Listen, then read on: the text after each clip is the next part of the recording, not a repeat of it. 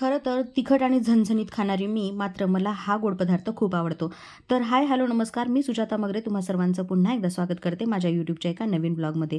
तर तुम्ही इथे बघू शकता की या दोन्ही डब्यामध्ये जे आहे ते चिकाचं दूध आहे. म्हणजे गाय इल्याच्या नंतर जे पहिल्यांदा कोवळं दूध असते त्याला चिकाचं दूध असं म्हणतात. तर शेजारच्या काकांनी आम्हाला असं भरपूर सारं जवळपास 2 लिटर दूध आणून दिलं होतं.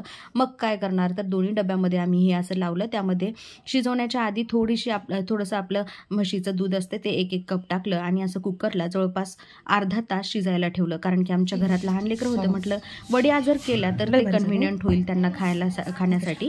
असंही शिजवता येते पण कलांकनसारखं लेकरं खाणार नाहीत, म्हणून आम्ही ठरवलं की मग त्याच्या वड्या पाडायच्या. आता जवळपास अर्ध्या तासानंतर ह्या दोन्ही डब्यामध्ये छान असं चिकाचं दूध शिजलं होतं. त्यामध्ये आम्ही चवीसाठी 2 इलायच्या पण टाकल्या होत्या. त्यानंतर तुम्ही बघू शकता चाकूच्या साह्याने हे असं कट करून घ्यायचं. त्याच्या खूप सुंदर वड्या निघतात आणि लेकरं मस्त हातात घेऊन खातही होते. आता दिवाळीच्या पिरियडमध्ये आम्ही हे बनवलं होतं, त्यामुळे जे कोणी आम्हाला भेटायला येत होतं दिवाळीमध्ये त्यांना आम्ही छान प्लेटमध्ये सर्व करून देत होतो. त्यांनी पण एन्जॉय केलं आणि खरं सांगते आम्ही पण 2 दिवस या फ्रीजमध्ये ठेवून खाल्ला आणि जेवढ्या थंड होत होत्या त्या अजूनही अप्रतिम लागत होत्या, चविष्ट लागत होत्या.